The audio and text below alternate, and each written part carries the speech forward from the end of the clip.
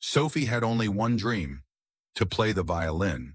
But when the teachers called her on stage, it was never to celebrate her talent. It was a joke. A janitor's daughter, worn-out shoes, and old violin held together with tape. The auditorium filled with muffled laughter. "What can she possibly play?" a teacher muttered under her breath. But the moment Sophie drew her bow across the strings, the room fell silent. Spines straightened, breaths hitched, and within seconds, everything changed.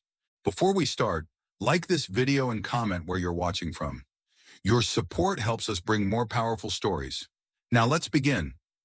The auditorium was packed with students and teachers, their whispers and laughter echoing off the walls. Sophie stood at the edge of the stage, gripping the violin so tightly that her knuckles turned white. Her father's janitor uniform was barely visible from behind the curtain, but she knew he was there, watching with quiet pride. The moment she had always dreamed of was finally here, but not for the reasons she had hoped. It had started as a cruel joke. "Why do not we let Sophie play?" one of the teachers had suggested during the talent show rehearsals, smirking as she said it. The other staff members had exchanged amused glances, knowing exactly what she meant. Sophie had never been part of the music program. She had never been offered lessons. She had only been seen cleaning the music room after school while her father mopped the hallways. The idea of her performing on stage was ridiculous to them. Sophie had hesitated when they called her name, feeling the weight of 100 eyes on her. The students snickered, nudging each other. A few whispered insults reached her ears. She had learned to ignore them over the years, but tonight they stung more than usual. She stepped forward, her old shoes barely making a sound on the polished wood. The violin in her hands had been a gift from her father, found in a storage closet and repaired with glue and determination. It was not perfect, but it was hers. A microphone screeched as a teacher cleared her throat. "Let us see what you have got, Sophie," she said, her voice laced with condescension. Sophie took a deep breath. Her fingers trembled as she positioned them on the strings. The bow felt heavier than usual. Then she played. The first note rang out, piercing through the murmurs like a lightning bolt. The laughter died instantly. The air shifted. A deep, haunting melody filled the room, rich with emotion. It was not just music, it was a story, a lifetime of pain and resilience woven into every note. The teachers exchanged glances, their amusement replaced with disbelief. The students sat frozen, their expressions unreadable. Even the principal, who had been checking his watch moments ago, leaned forward in his seat. Sophie closed her eyes, letting the music consume her. She did not need their approval. She did not need their validation. She had spent years watching others play from the shadows, memorizing every movement, every technique. She had practiced in secret, using borrowed sheet music and broken strings. Now her soul poured through the violin, and there was nothing they could do to stop it. As the final note faded, silence stretched across the room. No one moved, no one breathed. The teachers, who had once laughed at the idea of her playing, now looked like they had seen a ghost. And then, one person stood up. A single pair of hands clapped, breaking the suffocating silence in the auditorium. It was slow at first, hesitant, as if the person could not believe what they had just heard. Then another joined in, and another. Within seconds, the entire room erupted into thunderous applause. Sophie stood frozen, her violin still tucked under her chin. Her chest rose and fell with deep, steady breaths, but inside her heart pounded wildly. She had expected laughter, mockery, maybe even outright humiliation. But this was something she had never imagined. On the side of the stage, her father gripped the mop handle, his fingers white from the pressure. His eyes glistened with something unspoken. Pride, awe, maybe even disbelief. He had always told her she was special, that her music had a magic no one else could understand. But Sophie had never truly believed him. Until now. The students who had whispered behind their hands before were now on their feet. The same teachers who had smirked at her earlier exchanged awkward glances, as if realizing just how wrong they had been. One of them, Miss Harper, the school's music director, pressed a hand against her chest, eyes wide with shock. Sophie finally lowered the violin. She wanted to move, to walk off the stage and disappear into the safety of the backstage area, but her legs refused to cooperate. Instead, she stood there, taking in the overwhelming sight of people who had never seen her before, really seen her. Then, as if snapping out of a trance, Ms. Harper rushed forward. She nearly tripped over the wires on the stage floor in her haste, but she did not stop. "Where did you learn to play like that?" she asked, her voice urgent. "Who taught you?" Sophie hesitated. The truth felt too simple, too impossible. "I taught myself," she said quietly. Miss Harper blinked, clearly taken aback. That, that is not possible." Sophie did not respond.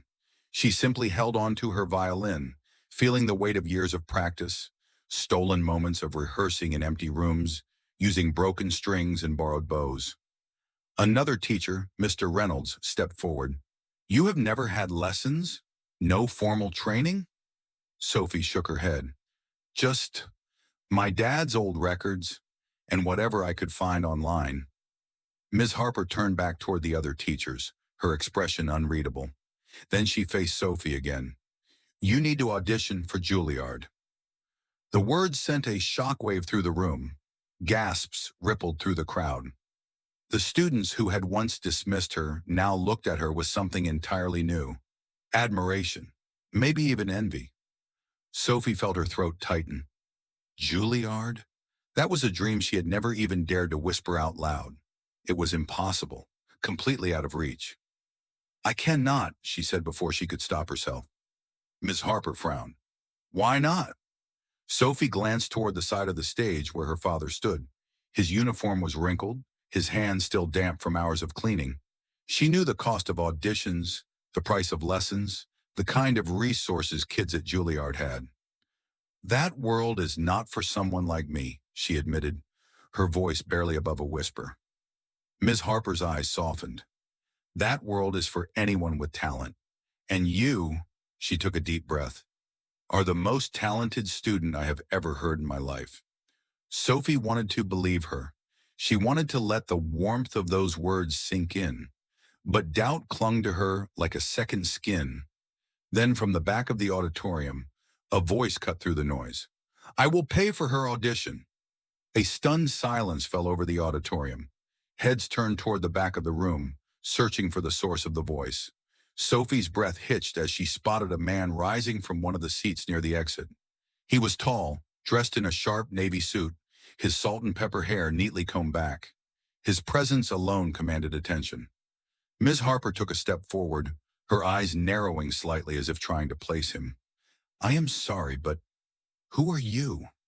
The man gave a small, knowing smile as he walked down the aisle, his polished shoes clicking against the floor. "Daniel Whitmore." A murmur spread through the teachers. Even Sophie recognized the name.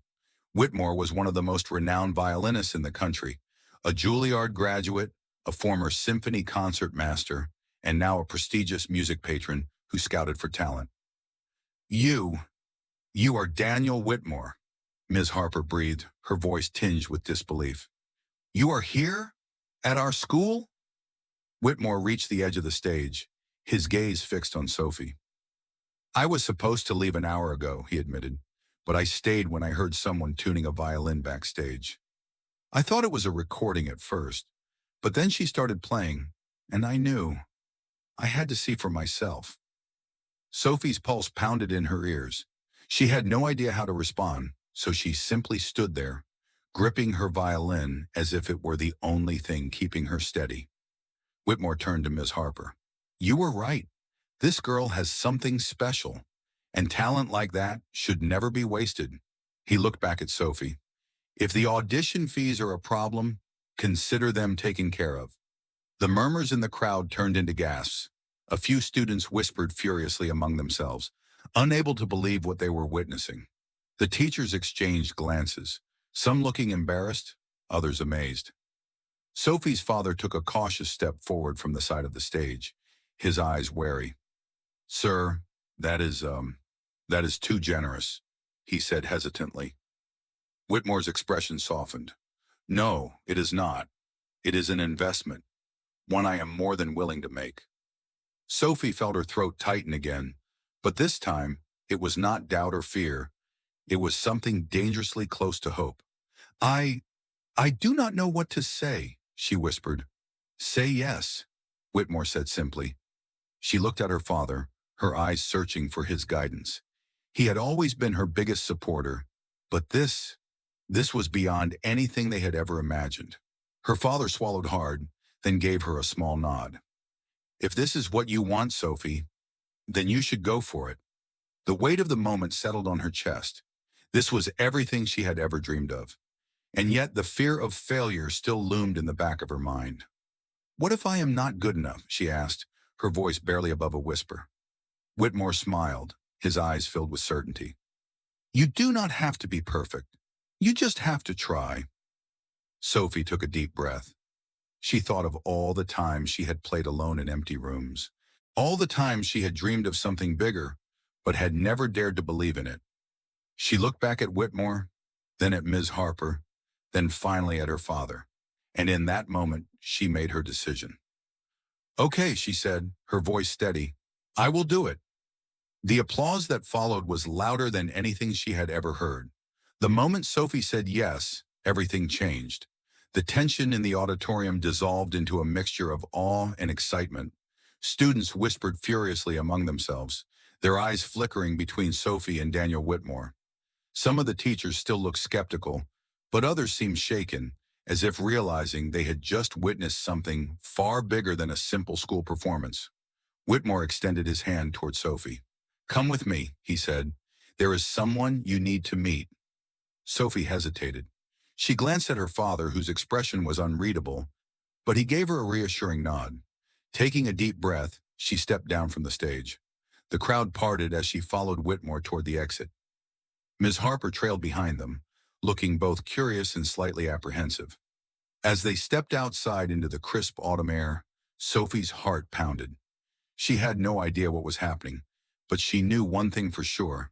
This was a turning point. A sleek black car was parked by the curb. The driver, a man in a pressed suit, stepped out and opened the door. Whitmore gestured for Sophie to get in. Where are we going? She asked, her voice small. Whitmore gave her a knowing smile. Trust me. She slid into the seat, her violin still clutched tightly in her lap.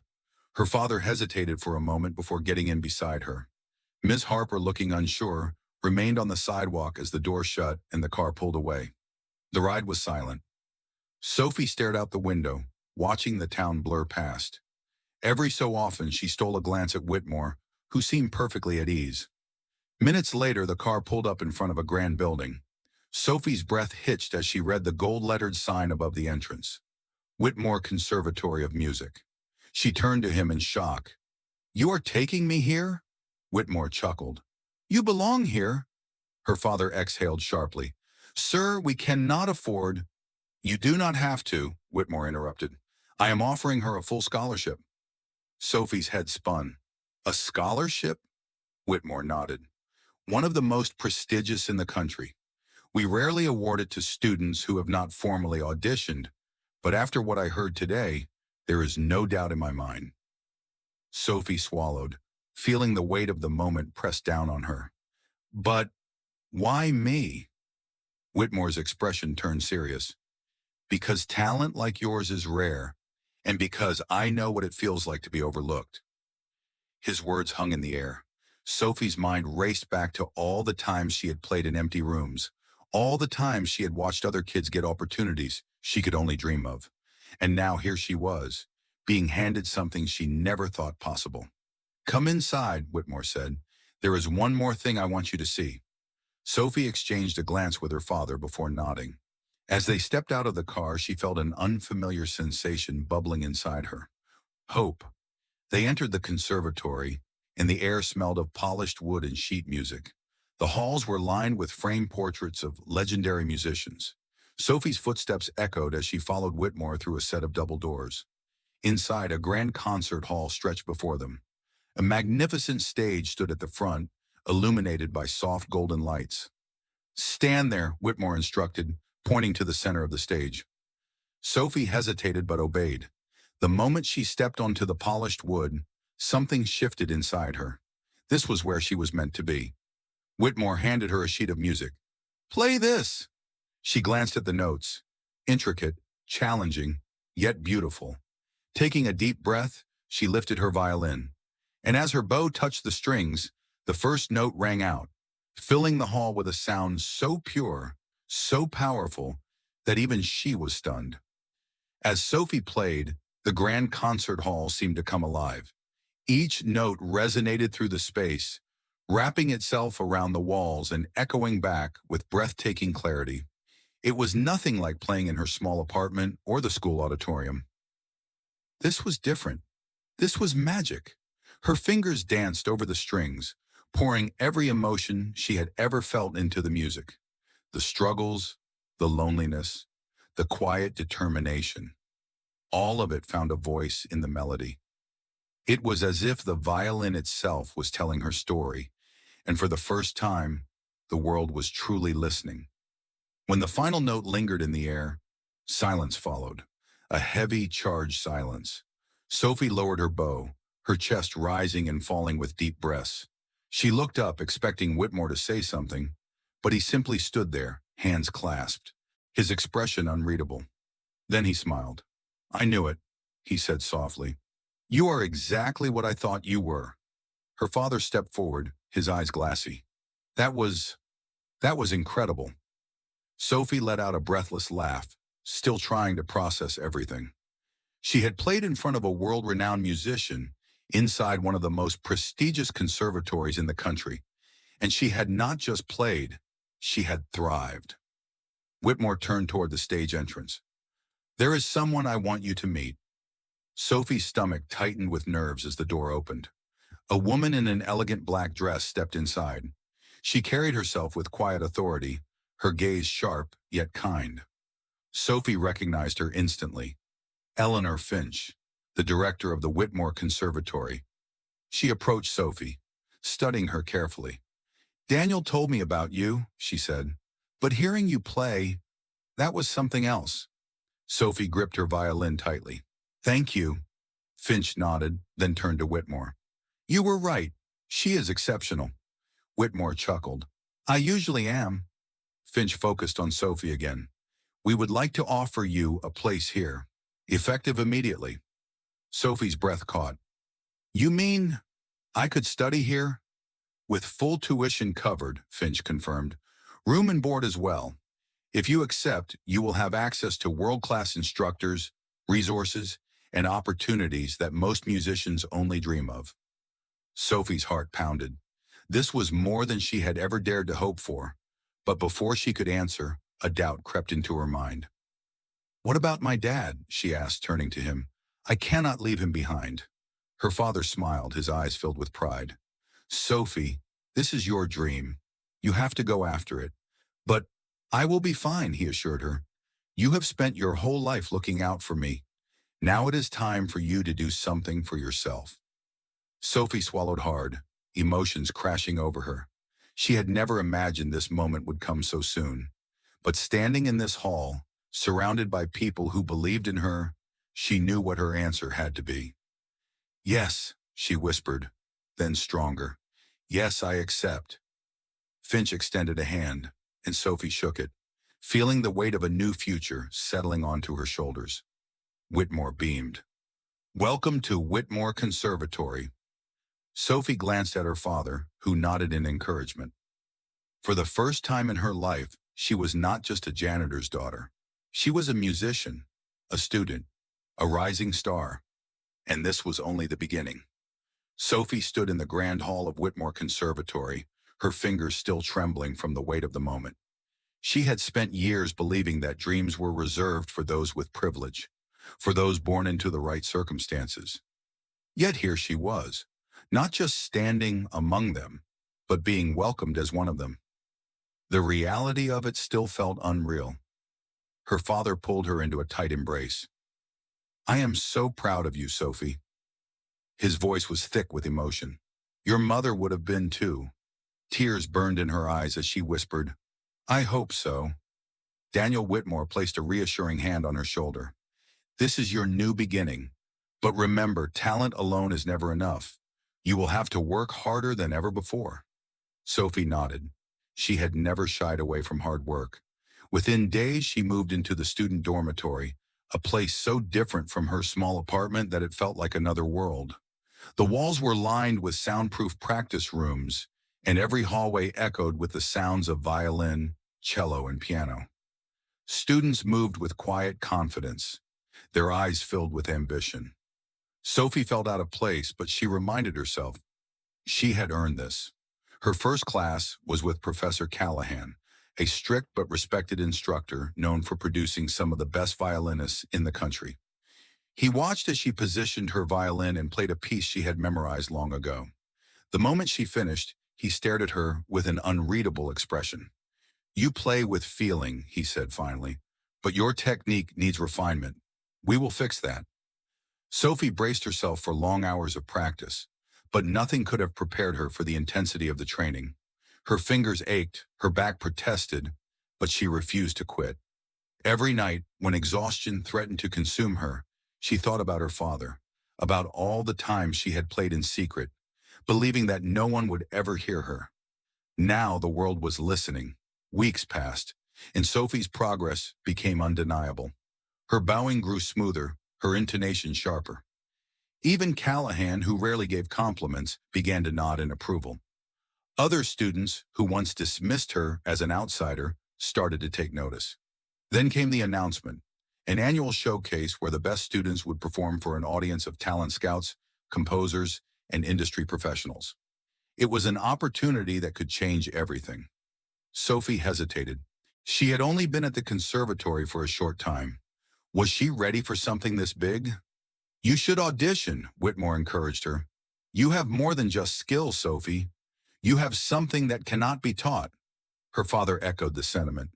"You have never backed down before? Do not start now." With a deep breath, Sophie signed up. The night of the showcase arrived faster than she expected. As she stepped onto the stage, she saw a familiar face in the audience. Mr. Reynolds, her old music teacher, the man who had dismissed her as nothing more than a janitor's daughter. For a moment, nerves threatened to consume her, but then she lifted her violin, closed her eyes, and played. This time, there was no hesitation, no doubt. The music swelled, carrying every emotion she had ever felt, every struggle, every victory. The audience sat frozen, captivated by the raw beauty of it. Even Mr. Reynolds, who had once mocked her, now watched with wide, astonished eyes. When the final note faded into silence, the room remained still for just a second before erupting into applause. Sophie stood there, breathless, as people rose to their feet, clapping, cheering. She had done it, and as she looked out into the crowd, she knew this was only the beginning.